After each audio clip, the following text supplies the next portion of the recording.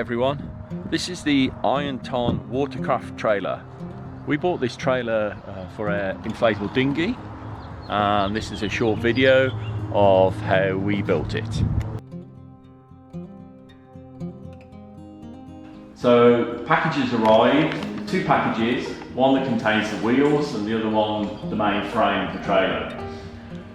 One thing I'd suggest is that you unpack everything first, because we noticed that there were a lot of washers and bolts and nuts missing. So we've laid out the nuts and washers and bolts. We were missing all of the flat washers and all of the lock washers and several of the other hex bolts. So trip to Home Depot and we bought the missing parts. One thing I wanted to point out was it's probably useful to start off just by measuring the length of the bolts, because they all come packaged in one bag. So we just took a ruler and measured the length of the bolts. It's all in millimeters, of course, because it's metric. So we just laid them out so we know what bolts we're using.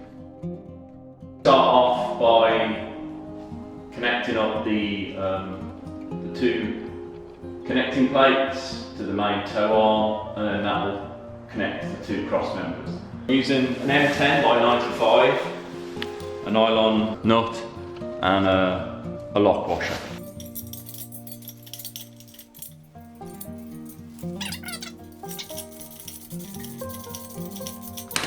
I'd suggest you leave it loose at the moment, because we're now going to connect it to the two main members of the trailer.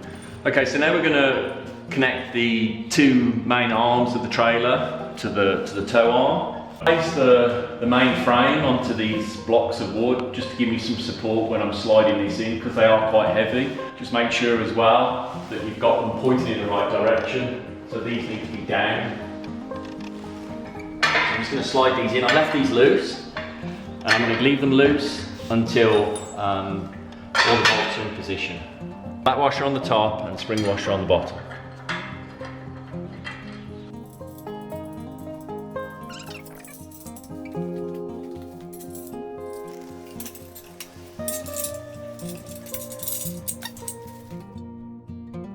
So we put the frame onto the blocks again. That means it's easier to move when we come to now add the cross members, because you want these three holes to line up. So I'm just going to place this on, and then probably just place one bolt, two bolts, and then line up.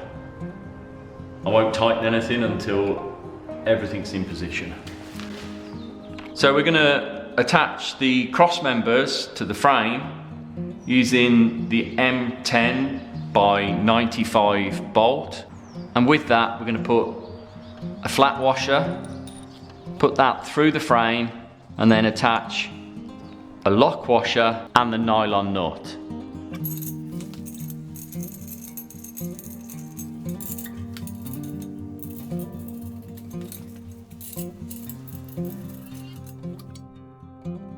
So now we're going to fit the rear cross member. Okay, so just make sure you put that on correctly. Again, I've left the frame loose so we can adjust it.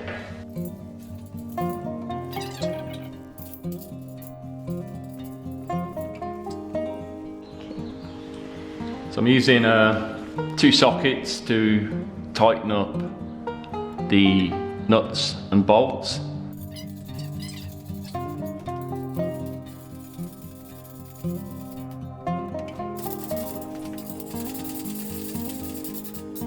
So we just used a 90-degree angle,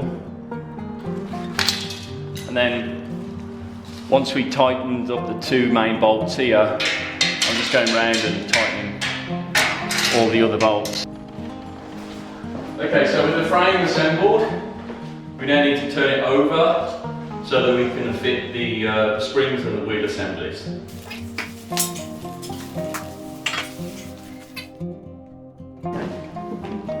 So now we're going to fit the springs to the frame. Now we want to make sure that the spring guy here is at the front of the trailer, and these get located in these brackets. So now we're going to fit the springs. using the M14 by 80s, flat washer, lock washer, and the nut. So you just need to align the spring.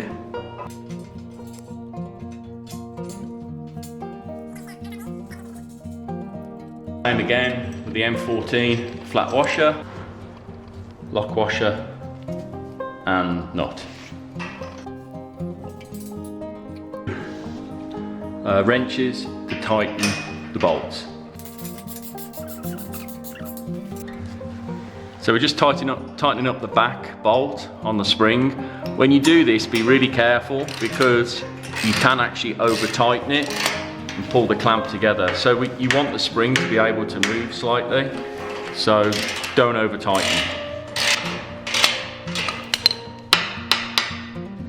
So next we're going to put the axle on top of the spring, and we want to align the holes on either side of the axle. The hole we're going to align with the button on the spring. We're going to line up.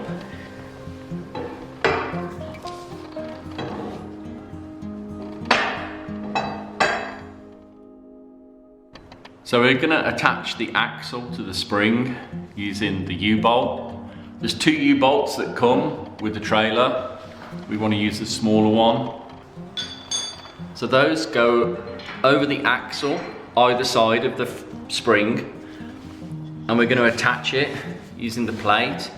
And you'll notice from the underside that there is actually a cutout for the bolt that holds the spring together. You must make sure that that's aligned with the plate. With the U-bolts in place, so we put the U-bolt on, the lock washer and the nut, the nylon washer nut. Now I'm just going to tighten these up so it's secure on the spring.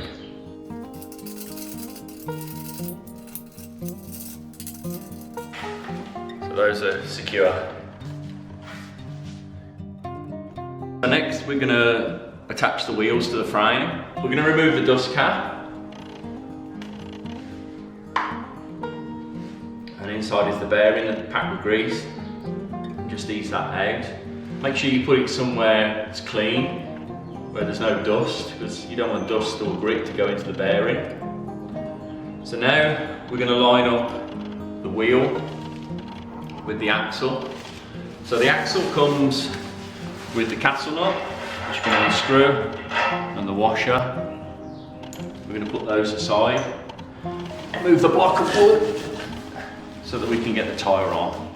You will need 2 people to do this because it is quite difficult to line it up, and you also need to get someone to put some counter pressure on the axle as you knock in the tyre.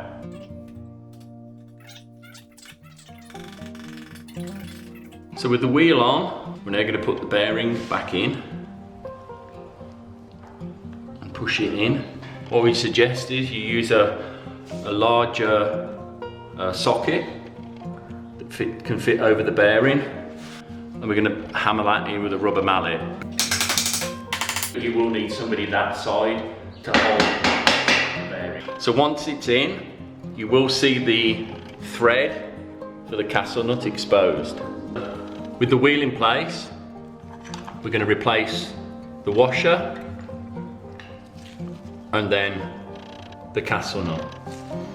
What we need to make sure is that you locate the hole for the cotter pin, because the cotter pin is going to slide in after we fitted the castle nut, and it's going to slide in between these grooves of the castle nut, locking the castle nut in place.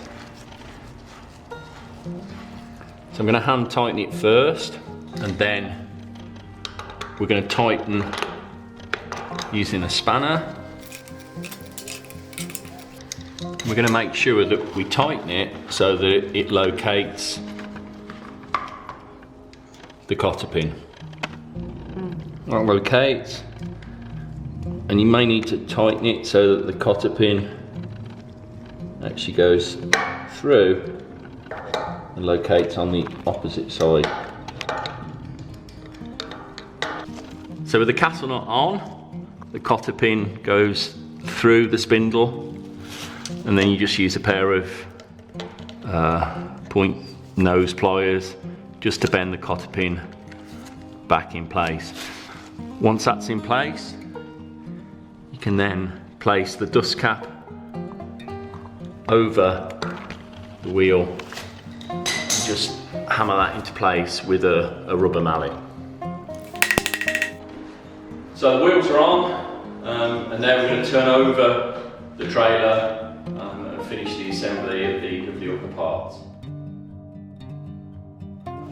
So next we're going to attach the coupler. We also need to secure the safety chain. We need to make sure that the safety chain is equal distance, and we're going to secure the safety chain to the tow hitch using the bolt. Slide the bolt through, and we're going to put the bolt onto the second hole.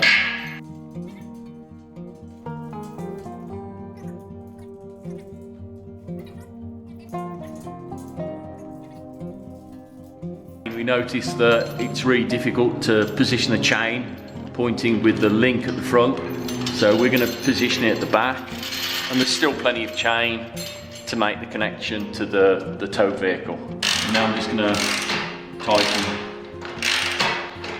these bolts onto the frame. So we're now going to fit the orientation bar. We've measured approximately the length of our watercraft, and we've positioned the orientation bar where we're going to actually have the front of the craft.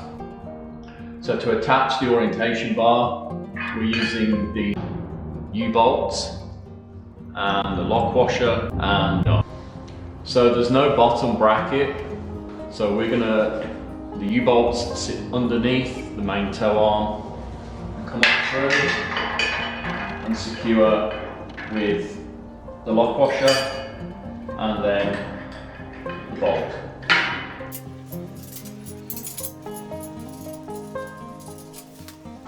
Once it's in position, I'm just going to use the socket set to tighten. Next, we're going to fit the extension bar to the orientation bar. The height that you need to fit this will depend on the size of your craft, and the fittings at the end will also depend on what type of watercraft you've got. So the user manual goes to the types of watercraft and what extension bar and coupling system to fit. So with the orientation bar at the height that we want it, we're going to fit the bolt through and secure it with a lock washer and then a nut.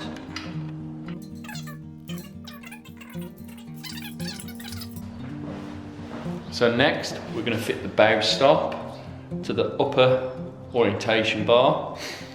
We fit that by using an M10 by 75 bolt that goes through the upper hole of the orientation bar and goes through the lower hole of the bow stop. I'm going to use a flat washer with this because there is actually not very much room. Finally, we're going to attach the latch to the bow stop using the R cotter pin.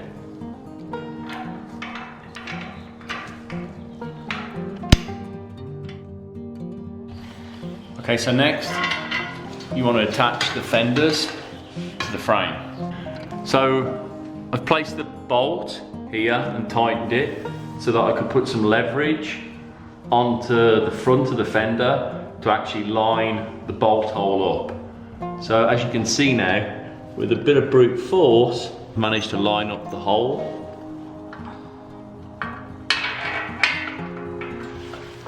And I can slide the bolt through.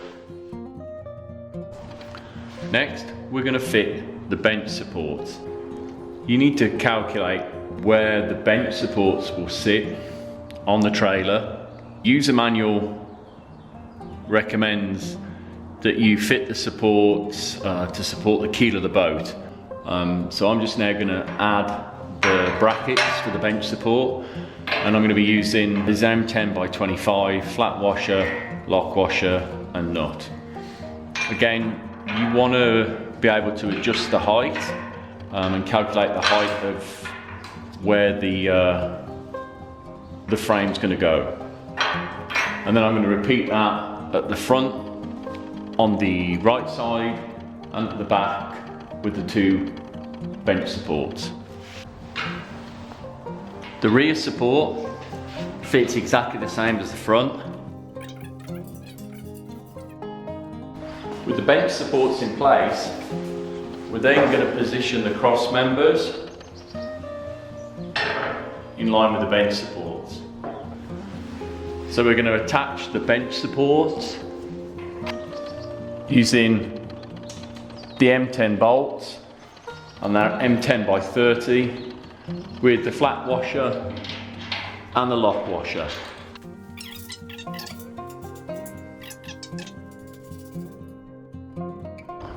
So we just brought the tow vehicle in because I just wanted to calculate the approximate length of the wire, the earthing point for the wiring system. We're going to talk about that later, but I'm just going to temporarily secure it onto the frame and just work out and double check that the wiring is long enough to make a connection to the tow vehicle. And then going to feed the wire through the front of the tow arm, pull the wire through to this point here where we'll split the wire. So I've used strimmer wire to push through the tow bar, and I'm then going to connect this to the wiring loom and pull that through. So at this point I've separated the wiring loom, so the yellow brown wire will go to the left hand side of the trailer and the brown green wire will go to the right hand side of the trailer. So I'm going to use some standard electrical tape to bind this wire to the strimmer wire so I can pull it through. So I'm feeding the wire through the front of the tow bar and pulling the strimmer wire at the same time. I managed to pull the wire through. So there's the wire pulling through. So I pulled the yellow and brown wire through. We need to thread that through the main frame. We're going to connect it to the lights, the side lights here, and also at the back. So to do that, to get the wire through, I've taken some plastic flexible beading, and what I'm going to do is I'm going to pass this through the frame and then tie the wire and then pull it through. So this is pretty flexible and will easily pass through. So here's the flexible white PVC, and I've drilled a hole in it, and I'm going to attach the wire now to the hole and then pull it through the frame. And then I'm going to use that to pull through.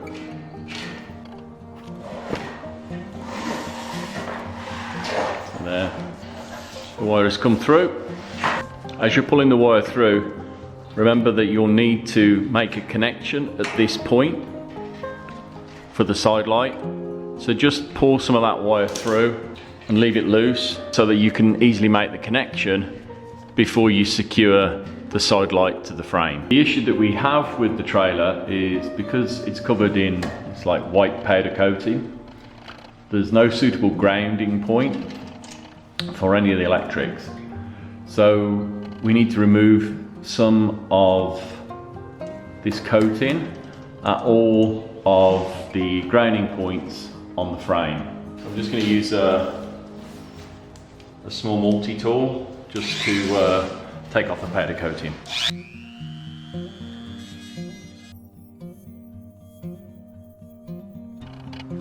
We'll do the same here.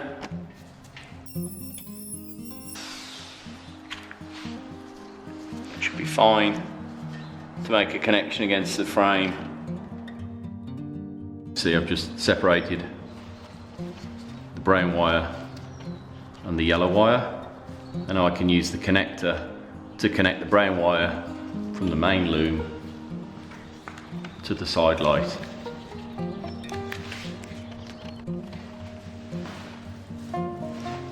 So use a flat headed screwdriver just to prise open the coupler and tuck the wire, the brown wire,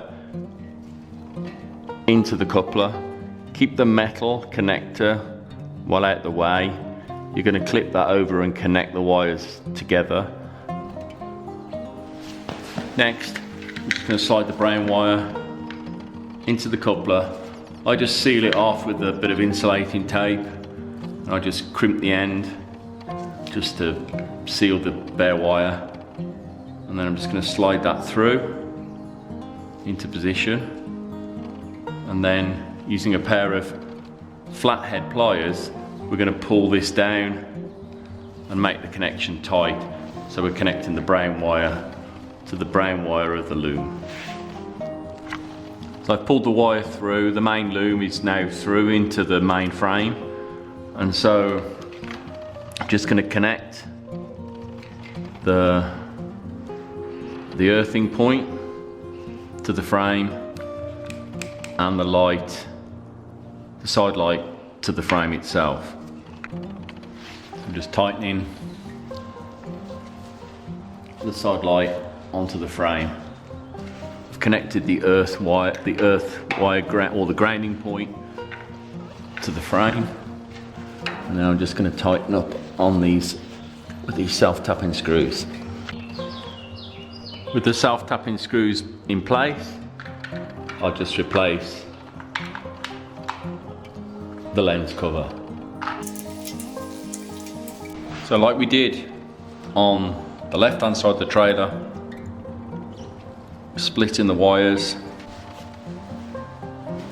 So again, I just pulled out the metal connector that's going to connect the two wires, just so it leaves a nice free space for me to slide the wire through. So I'm just going to separate the wires, place the brown main wire from the main loom at the back of the connector. I'm just going to open it up with a flat-headed screwdriver so I can get the wire in.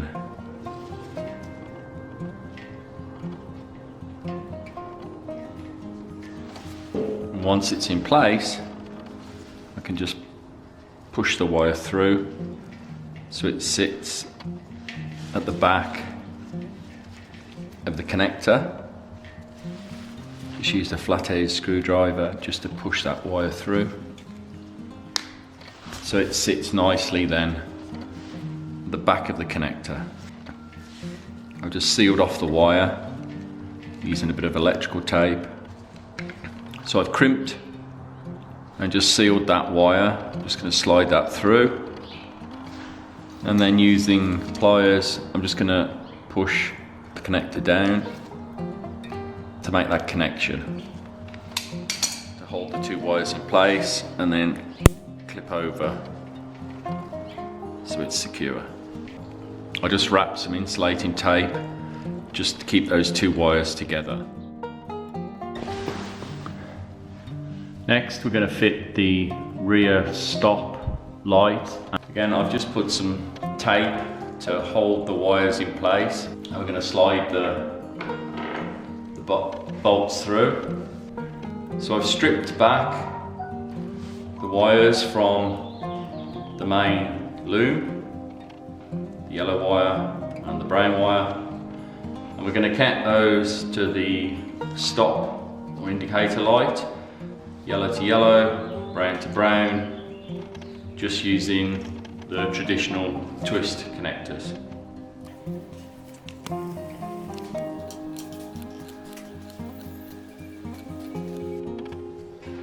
Again, I'm just going to run some insulating tape around this just to hold it in place before I slide it into the trailer. So after we connected everything, we tried the lights, and the side light was working, but the rear light was not working. So we fathomed out, because the connections were fine, that it was the grounding wire. We tried to ground it on this part of the trailer, but this part of the trailer is not connected to the main frame. It is connected, but it's powder coated. So we actually, by trial and error, found that this bolt here gave a good grounding. So I went out to Home Depot and bought some larger grounding rings, and I'm just gonna cut the wire, connect it using crimpers, and then make the ground connection on this bolt here. So this is the original connector that I'm just gonna remove. And then I'm gonna trim the wire.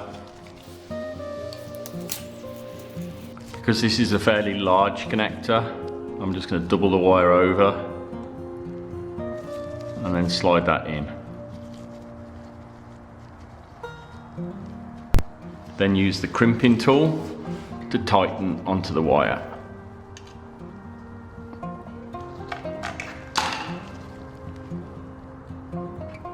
Now I'm just going to loosen the bolt here, drop the bolt, fit the connector, and then tighten the bolt and nut. So we're just gonna slide the connector up and then reattach the bolt and tighten it up.